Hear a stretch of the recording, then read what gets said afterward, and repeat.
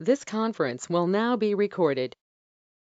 बिस्मिल्लाहिर्रहमानिर्रहीम। अस्सलाम वालेकुम डियर स्टूडेंट्स, उम्मीद है आप खैरियत से हैं। हमारे आज के लेक्चर का जो पहला टॉपिक है वो है नॉन एग्जीक्यूटिव डायरेक्टर, जिसे हम NED भी कहते हैं एब्रिविएशन में। सो नॉन एग्जीक्यूटिव डायरेक्टर का मतलब वो पर्सन है कंपनी के बोर्ड ऑफ डायरेक्टर्स में कि जो नंबर वन कंपनी की एग्जीक्यूटिव मैनेजमेंट टीम में से ना हो। अब वो इंडिपेंडेंट डायरेक्टर हो भी सकता है, नहीं भी हो सकता। अब ये इंडिपेंडेंट डायरेक्टर किसे कहते हैं, ये देखिए नेक्स्ट टॉपिक हमारा यही है, यहाँ पे जाके हम ये डिफाइन करते हैं।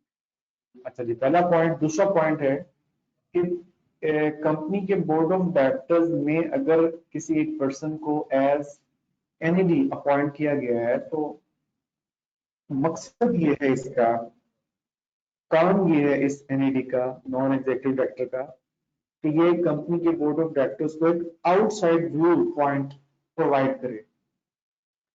ठीक है, देखें जो डायरेक्टर्स हैं उनको तो सब ओके नजर आता होगा, everything is fine, everything is good, company is going good, ठीक है। लेकिन एक ऐसा बंदा भी चाहिए कि जो आउटसाइडर की हैसियत से एक नुक्ता नजर पेश करे कि कंपनी किस तरह चल रही है। ठीक है, तो NED का बेसिकली फंक्शन ये होता है जी। बता दें, ये पॉइंट समझ आया? Second point. अच्छा, नेक्स्ट पॉइंट है कि जो NED है ये अपना कोई होल वर्किंग टाइम कंपनी को डिवोट नहीं करता। ठीक है, और ना ही ये कंपनी के जो अफेयर्स हैं, मामलात हैं, उनकी मैनेजमेंट में ये इन्वॉल्व होता है। और नेक्स्ट पॉइंट है कि ये कंपनी का बेनिफिशियल ओनर भी नहीं है, मतलब इस बंदे का कंपनी की ओनरशिप में कोई हिस्सा नहीं है, और न ही कंपनी की एसोसिएटेड कंपनीज में, ना ही कंपनी की कोई अंडरटेकिंग्स और अंडरटेकिंग वगैरह कोई एसोसिएटेड कंपनीज हैं अगर कंपनी की, या एसोसिएटेड अंडरटेकिंग्स हैं, तो उनमें भी इस बंदे का कोई रोल नहीं है, कोई बेनिफिशियल ओनरशिप नहीं है उसमें। अच्छा, इसके साथ नेक्स्ट पॉइंट है कि ये कंपनी से कोई रेमुनरेशन ड्रॉ नहीं करता, कोई मुआवजा तनख्वाह वगैरह नहीं लेता बाकायदा तौर पे, सिवाय जो बोर्ड मीटिंग अटेंड करनी है उसकी फी के। मतलब बोर्ड मीटिंग अटेंड जो करना है उसकी फी ले सकता है, उसके अलावा ये कंपनी से कोई रेमुनरेशन वगैरह ड्रॉ नहीं करता, कोई मुआवजा, कोई सैलरी, कोई तनख्वाह। तो ये तो था नॉन एग्जीक्यूटिव डायरेक्टर। अब आ जाते हैं इंडिपेंडेंट डायरेक्टर के टॉपिक के ऊपर। तो इससे पहले कि ये डेफिनेशन यहाँ से हम पढ़ें, मैं समझता हूँ कि पहले इसका एक ओवरऑल मफहूम आपको बता दूं। ठीक है, ये वो डायरेक्टर है, ये वो पर्सन बिल्कुल आजाद होके अपनी राय का इजहार करता है कंपनी की परफॉर्मेंस के बारे में, कंपनी की मैनेजमेंट किस तरह चलाई जा रही है, तो उसके बारे में ये बिल्कुल एक इंडिपेंडेंट एनालिसिस प्रोवाइड करता है। ठीक है, और इस शख्स के लिए जरूरी है कि ये इस क्राइटेरिया पे पूरा उतरता है, जो अभी हम वन बाय वन ये सारे के सारे पॉइंट्स पढ़ेंगे। ठीक है, और इस बंदे का कंपनी के साथ कोई लिंक, ताल्लुक, वास्ता, कनेक्शन बिल्कुल भी नहीं होना चाहिए, यानी कि इसकी कोई इन्वॉल्वमेंट नहीं होनी चाहिए कंपनी की फॉर्मेशन में, कंपनी की मैनेजमेंट में। ठीक है, जाहिर सी बात है अगर ये इस तरह का बंदा होगा तभी तो ये इंडिपेंडेंटली अपनी राय का इजहार कर सकेगा और इंडिपेंडेंट बिजनेस जजमेंट प्रोवाइड कर सकेगा। ठीक है,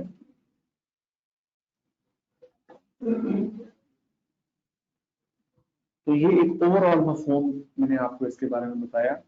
अब आप यहां से देखिए कि independent director means a director के जो बिल्कुल भी कनेक्टेड नहीं है, उसका कोई रिलेशनशिप नहीं है कंपनी के साथ। किस किस्म का रिलेशनशिप?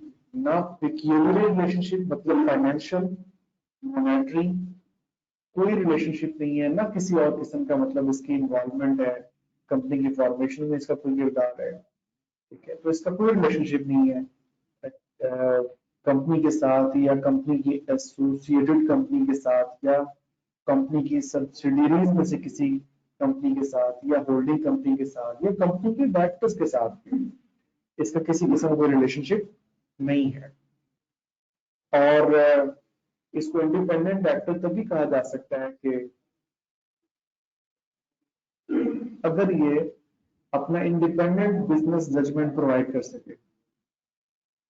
जजमेंट मतलब एनालिसिस, कंपनी के बिजनेस के बारे में बिल्कुल एक इंडिपेंडेंट होकर एनालिसिस ये प्रोवाइड करे और इसका कंपनी के साथ किसी किस्म में कोई कॉन्फ्लिक्ट ऑफ इंटरेस्ट नहीं होना चाहिए without being subservient to any form of conflict of interest.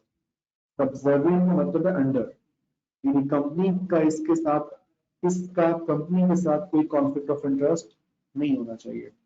जैसे एग्जांपल देता हूं आपको, देखिए अगर ये एक रेगुलर एम्प्लॉय को ही कंपनी का इंडिपेंडेंट डायरेक्टर अगर अपॉइंट कर दिया तो वो तो तनख्वाह लेता है कंपनी से, तो उसके बारे में तो आप ये नहीं सोच सकते कि वो दुरुस्त बात करेगा और इंडिपेंडेंट होके कंपनी की परफॉर्मेंस के बारे में बात कर सकेगा, क्योंकि उसका तो इंटरेस्ट में बसता है, वो तनख्वाह लेता है अच्छी खासी वहां से। इसलिए यहाँ ये वाज़ेह तौर पे लिख दिया गया कि जनाब कोई उसका कॉन्फ्लिक्ट ऑफ इंटरेस्ट ना हो कंपनी। और अगर हम इन तमाम बातों का बगौर जायजा लें तो इसका मतलब है कि जो कंपनी के एग्जीक्यूटिव डायरेक्टर्स होते हैं उनमें से किसी को भी अगर इंडिपेंडेंट डायरेक्टर के तौर पे अपॉइंट अगर किया जाना भी हो तो वो कभी भी इंडिपेंडेंट डायरेक्टर नहीं हो सकेगा, ठीक है, क्योंकि वो तो मैनेजमेंट में से ऑलरेडी कंपनी की मैनेजमेंट में से। तो ये है जी इंडिपेंडेंट डायरेक्टर का एक इंट्रोडक्शन। और अब आते हैं क्राइटेरिया के ऊपर कि जिस पर्सन को इंडिपेंडेंट डायरेक्टर के तौर पे अपॉइंट किया जाना है वो पर्सन इस क्राइटेरिया पे पूरा उतरता हो जो ये पॉइंट्स अभी हम पढ़ने जा रहे हैं 1 बाय 1 ठीक है। तो आप जरा आगाज देखें किन अल्फाज के साथ हो रहा है। वो कहता है without affecting the generality of the above definition, यानी कि जो अभी डेफिनेशन हमने पढ़ी है इसमें जो कुछ लिखा हुआ वो अपनी जगह पे दुरुस्त है, सही है और ये भी एप्लीकेबल है, लेकिन इसके साथ साथ ये क्राइटेरिया भी देखना होगा कि जो बंदा इस क्राइटेरिया पे पूरा उतरेगा वही इंडिपेंडेंट डायरेक्टर हो सकेगा। So no director shall be considered independent if one or more of the following circumstances exist. अगर इन circumstances में से कोई एक भी पाया गया या एक से ज्यादा पॉइंट्स अगर किसी एक बंदे में पाए गए कि जिसको एज इंडिपेंडेंट डायरेक्टर अपॉइंट किया गया था तो वो कानून की निगाहों में फिर इंडिपेंडेंट डायरेक्टर नहीं कंसिडर किया जाएगा, ठीक है। तो देखते हैं जी ये कौन कौन से पॉइंट्स है। सबसे पहला पॉइंट है कि एक ऐसा पर्सन कि जो कंपनी का एम्प्लॉय रहा हो या कंपनी की सब्सिडरी या कंपनी की होल्डिंग कंपनी में एम्प्लॉय रहा हो with in the last 3 years, पिछले जो 3 साल है पिछले 3 सालों में से किसी भी साल के दौरान अगर वो एम्प्लॉय रहा हो इनमें से किसी भी कंपनी, ठीक है। और ये जो टाइम लिमिट हमने अभी पढ़ी है 3 years, तो कहते हैं अगर किसी पब्लिक सेक्टर कंपनी में इंडिपेंडेंट डायरेक्टर अपॉइंट होना है उसमें तो फिर ये 3 की बजाय पिछले 2 साल का पीरियड 3 बाद दीजिएगा, मतलब पिछले 2 सालों में वो कभी भी इस पब्लिक सेक्टर कंपनी में भी या उसकी सब्सिडरी में या उसकी होल्डिंग में एम्प्लॉय ना रहा। जी बता दें पहला पॉइंट समझ आ गया।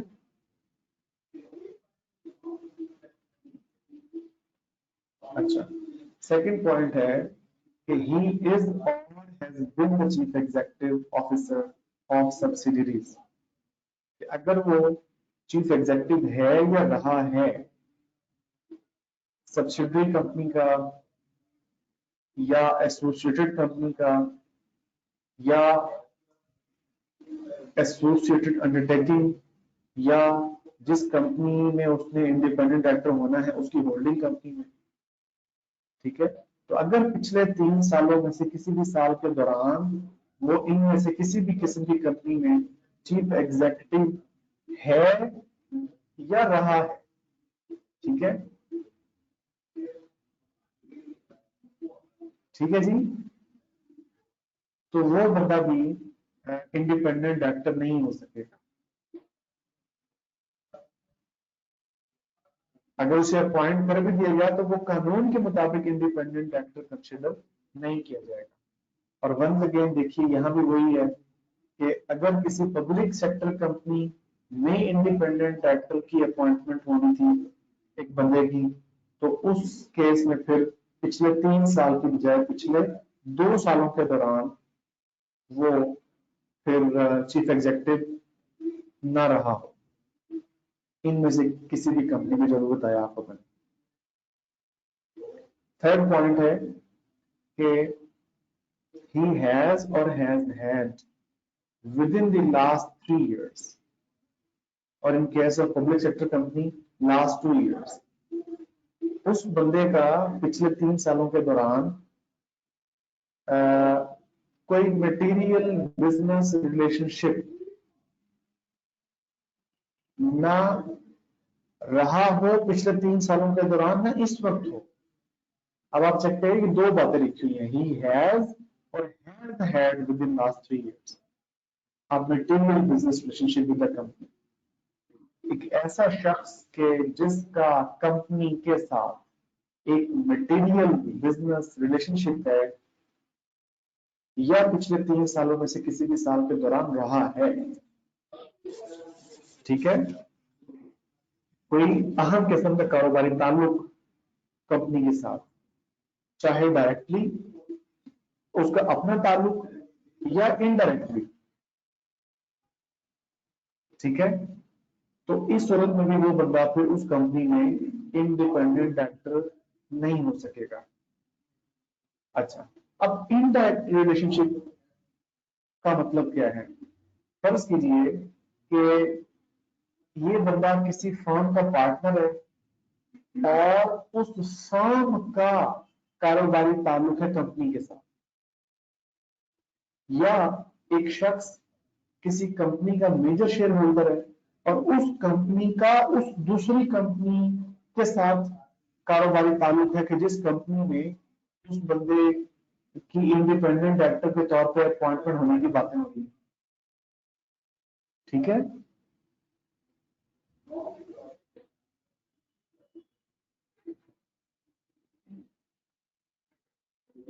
अब यहां पे एक्सप्लेनेशन की गई है कि मेजर शेयर होल्डर से मुराद क्या है। कहते हैं मेजर शेयर होल्डर से मुराद यहाँ पे ये लिया जाएगा कि एक ऐसा पर्सन कि जो या तो खुद अकेला इंडिविजुअली या उसकी फैमिली, या अगर वो एक ग्रुप का पार्ट है तो उस पूरे ग्रुप के पास 10% या इससे ज्यादा जो है शेयर्स है, shares having voting rights in the paid up capital of the company. तो जिस बंदे के पास इतनी परसेंटेज है और इस इनमें से किसी भी अंदाज में वो परसेंटेज है तो वो बंदा फिर मेजर शेयर होल्डर कहलाए। जी बता दें, बात समझ आ गई?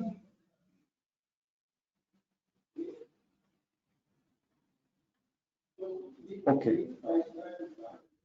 इसके बाद नेक्स्ट पॉइंट है कि अगर एक शख्स ने कंपनी से रिसीव किया है रेम्यूनरेशन, कब? In the 3 years preceding his or her appointment as a director।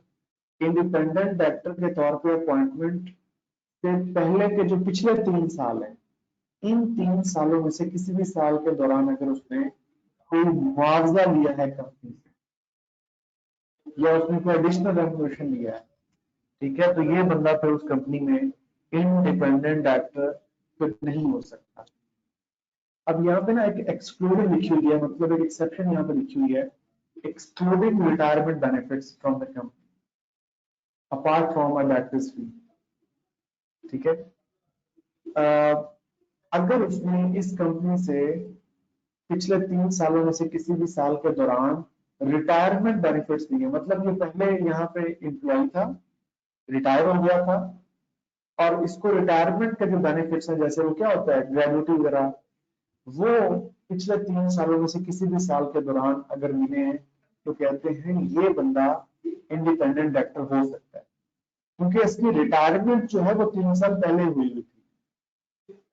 Retirement 3 साल पहले हुई है, लेकिन जो कुछ फंड्स वगैरह थे, कुछ पैसे पैसे जो पेबल थे, वो उस वक्त पे नहीं हो सके किसी वजह से, तो वो पे हुए हैं इन पिछले 3 सालों में से किसी भी साल के दौरान, तो कहते हैं इसकी खैर है। ठीक है, तो ये बंदा इंडिपेंडेंट डायरेक्टर अपॉइंट हो सकता है इस कंपनी में, अगर इसमें रिटायरमेंट बेनिफिट जो है वो पिछले 3 सालों में से किसी भी साल के दौरान कंपनी से लिए हैं। ठीक है जी। अच्छा, अब ये और के बाद ना कौन सा पॉइंट दोबारा समझा दूं भाई? रिटायरमेंट बेनिफिट पहले। अच्छा, इसका मतलब ये है कि एक शख्स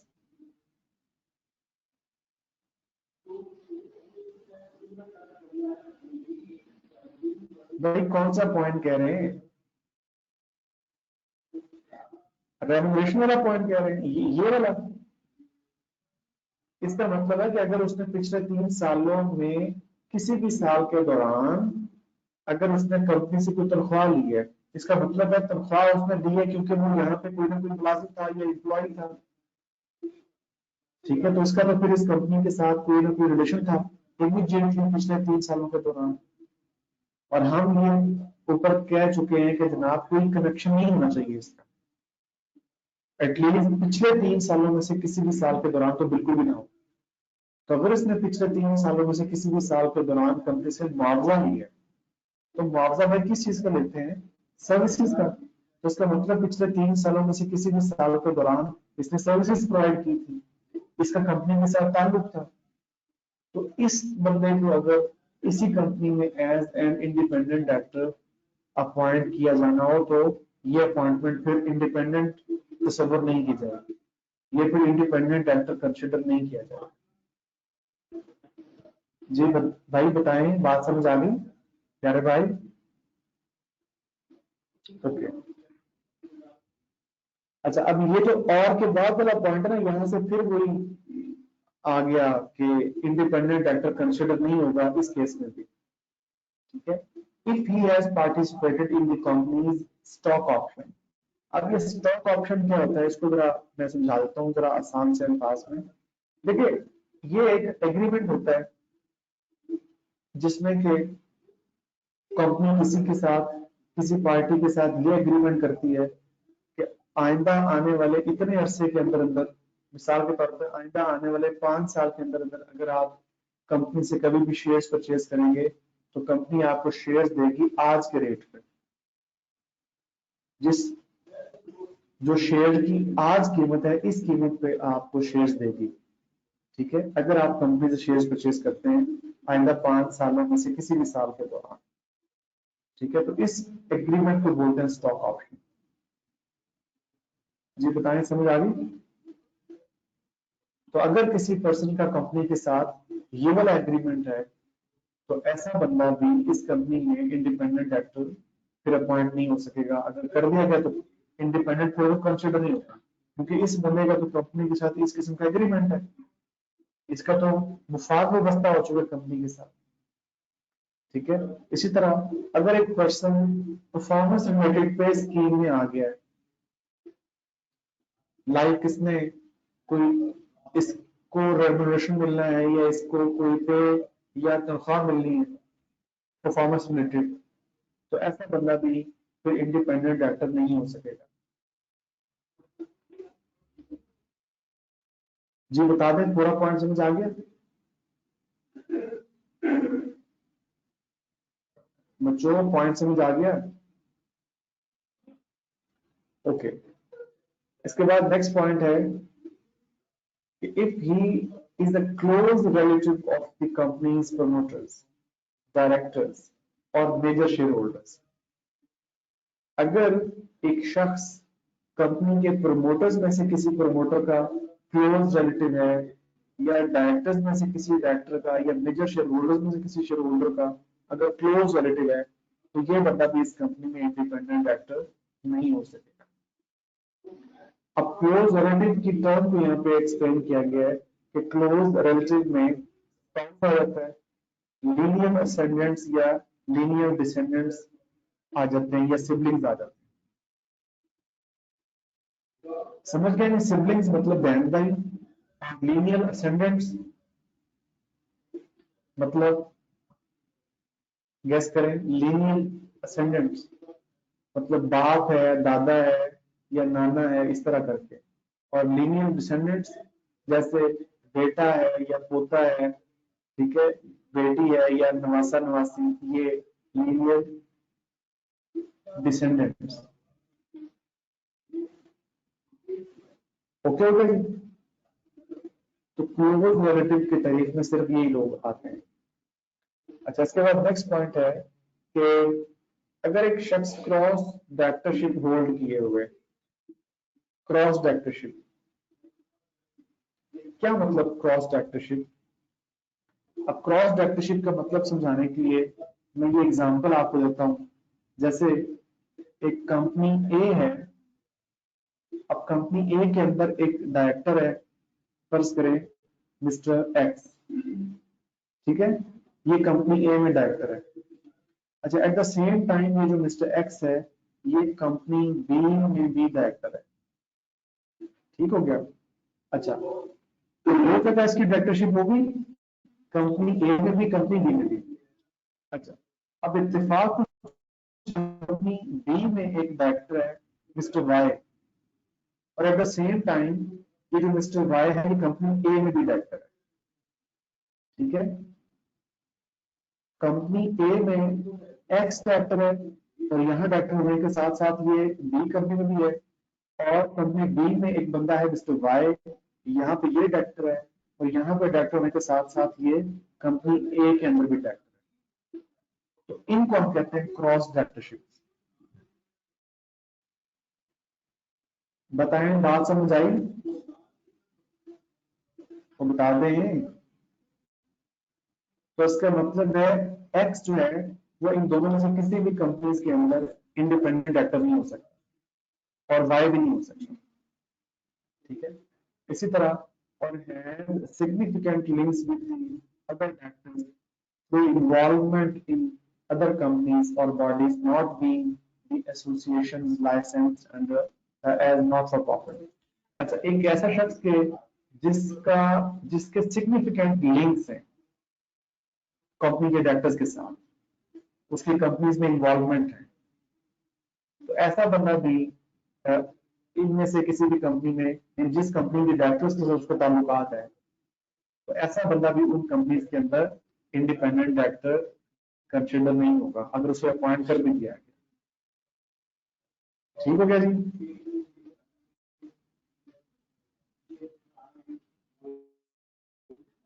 अच्छा, इसके बाद है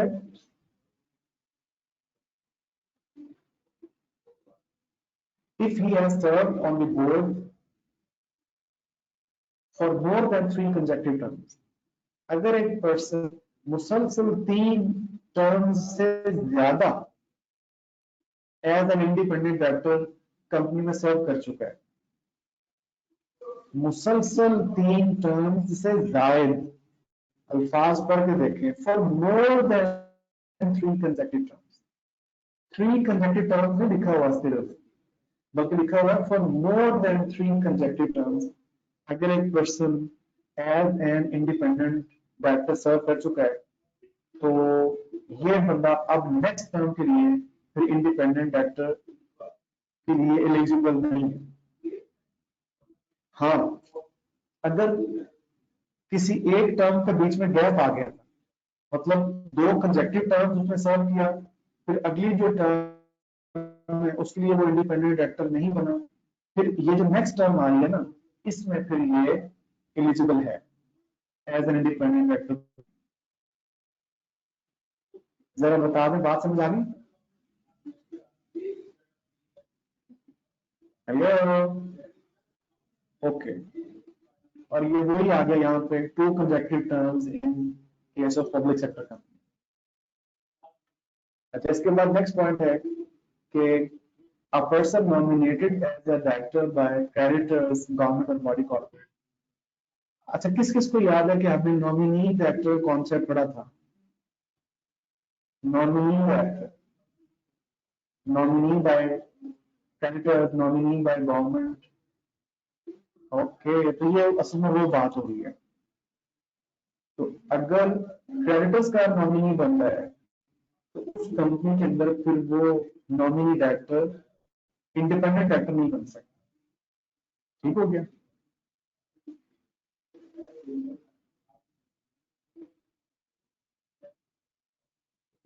अच्छा, नेक्स्ट पॉइंट है कि an independent director in case of a public sector company shall not be in the service of Pakistan। अगर किसी पब्लिक सेक्टर कंपनी, अच्छा पब्लिक सेक्टर कंपनी को हमने डिफाइन किया हुआ है बिल्कुल पहले वाले चैप्टर में, चैप्टर 1 में पब्लिक कंपनी की बात नहीं हो रही, पब्लिक सेक्टर कंपनी की बात हो रही है। हम डिफाइन कर चुके हैं, उम्मीद करता हूँ आपको डेफिनेशन याद हो। कहते हैं अगर एक पब्लिक सेक्टर कंपनी में इंडिपेंडेंट डायरेक्टर की अपॉइंटमेंट करनी है ना, तो वो फिर बंदा ऐसा नहीं होना चाहिए कि जो वफाकी हुकूमत का मुलाजिम हो। इन सर्विस ऑफ पाकिस्तान का आसान मतलब बता रहा हूँ, फेडरल गवर्नमेंट का एम्प्लॉय।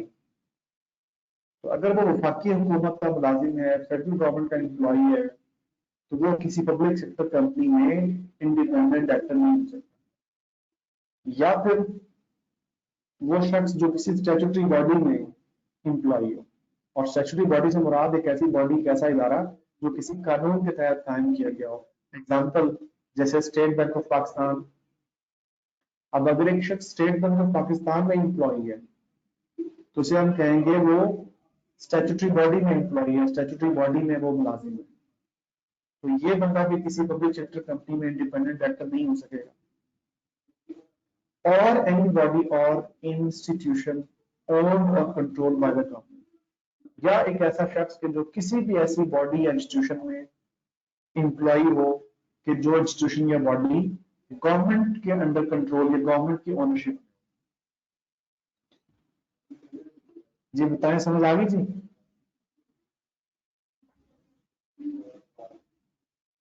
ओके,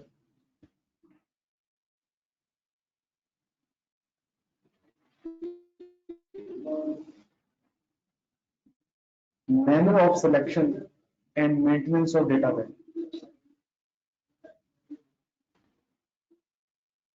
अब सवाल ये पता होता है कि जितनी आपने रिक्वायरमेंट्स पढ़ी हैं, ऐसा बंदा मिलेगा कहां से जो इनके ऊपर पूरा उतरता हो? तो इसका जवाब ये है कि कमीशन किसी इंस्टीट्यूट को, अच्छा ये जो पैराग्राफ लिखा हुआ है ना सारे का सारा, ये अभी मैं आपको समझाता हूं, लेकिन इस पूरे पैराग्राफ का मफहूम पहले आप सुन लें मुझसे। देखें, सवाल मैंने अभी किया था कि ऐसा शख्स कहां से लेके आएंगे जिसमें ये कैरेक्टरिस्टिक्स पाई जाए। तो इसका जवाब ये है कि कमीशन किसी इंस्टीट्यूट को नोटिफिकेशन के जरिए कहेगा कि जी आप ऐसे तमाम अफराद की एक लिस्ट तैयार करें, एक डेटा बैंक तैयार करें, ऐसे तमाम अफराद के जो इस क्राइटेरिया में पूरा होते हैं। तो कमीशन किसी इंस्टीट्यूट के जिम्मे ये काम लगाएगा कि वो इंस्टीट्यूट ऐसे तमाम अफराद का एक डेटा बैंक तैयार करे कि जो ना सिर्फ एलिजिबल हो, ठीक है, बल्कि विलिंग भी हो to act as independent director. और फिर वो जो डेटा बैंक है वो फिर उस इंस्टीट्यूट की वेबसाइट के ऊपर पोस्ट कर दिया जाए। ठीक है जी? अब डेटा बैंक वहां पे पोस्ट है वेबसाइट के ऊपर। जिस भी कंपनी को अपने बोर्ड के लिए इंडिपेंडेंट डायरेक्टर चाहे तो वो उस इंस्टीट्यूट की वेबसाइट के ऊपर जाके वो सारी लिस्ट देख ले, डेटा बैंक देख ले, उसमें से किसी को भी as an independent director select किया जा सकता है। जरा बता देंगे जो बातें मैं कर रहा हूँ ये समझ आ गई है अभी भी जो मैंने बात की है? ओके, ठीक है। तो अब आप ये पैराग्राफ देखें, यहां से पहले क्या लिखा हुआ है यहाँ पे? कहता है an independent director to be appointed under any law, rules, regulations और code shall be selected from a data bank। एक डेटा बैंक में से वो बंदा सिलेक्ट किया जाएगा। उस डेटा बैंक में क्या होगा? Names, addresses and qualifications of persons होंगी, उन पर्संस की कि जो एलिजिबल भी हो और विलिंग भी हो to act as independent actor. Data bank maintain कौन करेगा? एक इंस्टीट्यूट, बॉडी, एसोसिएशन, ठीक है, जिसको भी कमीशन नोटिफाई करेगा। और वो इदारा ऐसा होना चाहिए कि जिसकी एक्सपर्टीज हो, महारत हो किसमें? In creation and maintenance of such data bank. और वो इंस्टीट्यूट फिर क्या करेगा? पोस्ट ऑन देयर वेबसाइट, वो डेटा बैंक वेबसाइट पे पोस्ट कर दिया जाएगा for the use by the any company कि जिसने भी इंडिपेंडेंट डायरेक्टर की अपॉइंटमेंट करनी है, वहां से आप सिलेक्ट करें। अब उस डेटा बैंक में नाम तो लिखे हुए तमाम एलिजिबल अफराद के, ठीक है, लेकिन उसके बावजूद लॉ ये कहता है कि जो भी कंपनी उस डेटा बैंक में से किसी को सिलेक्ट करना चाहती है तो वो खुद ड्यू डिलिजेंस एक्सरसाइज करे, यानी अपनी तसल्ली भी कंपनी कर ले। ड्यू डिलिजेंस, केयरफुलनेस का मुजाहरा कंपनी खुद करे।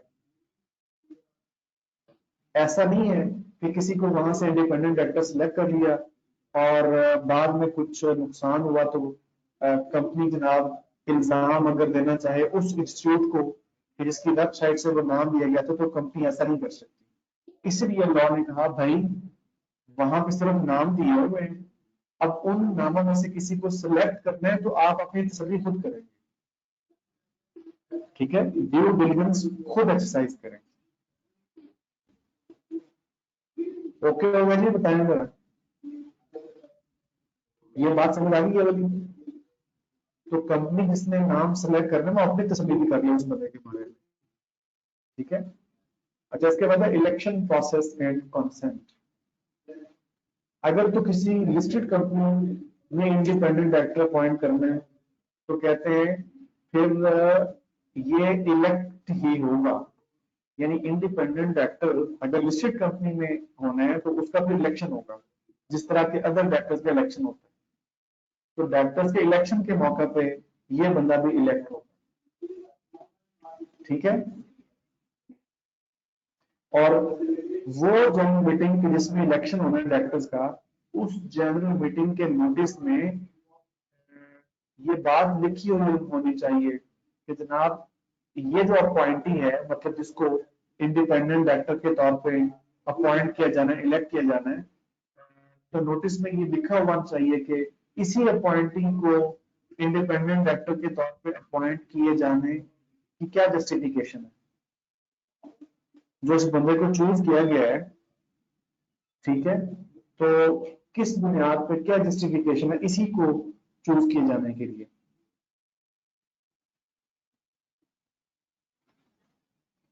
जी बताएं, बात समझ आई? ओके,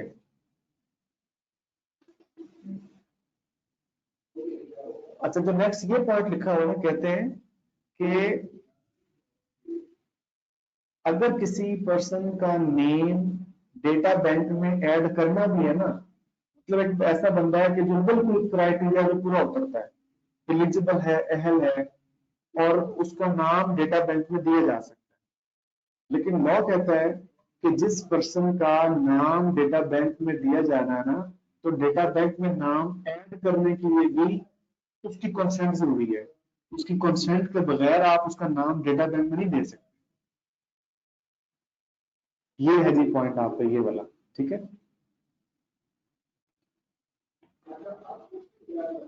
इसके बाद है रिलैक्सेशन एंड रिक्वायरमेंट्स। तो अगर कोई ये चाहता है कि ये जो रिक्वायरमेंट्स आपने पढ़ी है, ठीक है, कोई इसमें रिलैक्सेशन हो जाए, तो फिर कमीशन को जो दरख्वास्त कंपनी की तरफ से कमीशन को दरख्वास्त दी जाएगी। ठीक है, अगर कुछ रिलैक्सेशन वो कंपनी चाहती है कि इन रिक्वायरमेंट्स में कुछ रिलैक्सेशन कर दे, तो बड़ी सख्त रिक्वायरमेंट, तो कंपनी फिर कमीशन को दरख्वास्त देती, और जाहिर सी बात है उस दरख्वास्त के अंदर कुछ सफिशिएंट जस्टिफिकेशन भी होगी, या कोई प्रैक्टिकल डिफिकल्टी अगर पेश आ रही है उस कंपनी को, तो वो फिर उस दरख्वास्त में बताए कि ये है वजह जी, हमारे लिए प्रॉब्लम है, लिहाजा फलां वाली जो रिक्वायरमेंट है, ये रिक्वायरमेंट्स है, उनमें थोड़ा सा हमें रिलैक्सेशन दे दें। तो अगर कमीशन मुतमिन हो गया तो रिलैक्सेशन दे नहीं सकता है कुछ रिक्वायरमेंट्स। इसके बाद है पावर ऑफ कमीशन। ठीक है, तो manner and procedure of selection of independent directors on the data bank, यानी जो अफराद क्वालिफाइड हैं, जो एलिजिबल हैं, जिनका नाम डेटा बैंक में आ सकता है, ठीक है, तो उन इंडिपेंडेंट डायरेक्टर्स की सिलेक्शन का जो प्रोसीजर है और मैनर है, वो कमीशन स्पेसिफाई करेगा। और इस सिलसिले में कमीशन ने एक नोटिफाई किया हुआ है, उस डॉक्यूमेंट का क्या नाम है, company manner and selection of independent directors regulation 2018। तो इस डॉक्यूमेंट में, इस रूल्स रेगुलेशंस के अंदर वो जो प्रोसीजर और मैनर है इंडिपेंडेंट डायरेक्टर की सिलेक्शन का, वो यहाँ पे लिखा है। ठीक है जी, तो जी यहाँ तक हम अपना आज का लेक्चर कंक्लूड करते हैं, और एलिजिबिलिटी क्राइटेरिया के पॉइंट से हम इंशाल्लाह नेक्स्ट लेक्चर से स्टार्ट करेंगे। तो इसको आज आप याद कर लीजिएगा, ये थोड़ा सा ट्रिकी सा टॉपिक है, आपने नोट किया होगा, तो इसलिए आज का लेक्चर यहीं तक। इसको याद करें आज ही, और जब आप याद कर रहे हो, पढ़ रहे हो, कोई जहन में सवाल आए कहीं से, तो फिर आप व्हाट्सएप के जरिए मुझे सवाल कर लीजिए। ठीक है, तो नेक्स्ट लेक्चर में इंशाल्लाह इस टॉपिक के साथ फिर मिलते हैं, तब तक के लिए अल्लाह।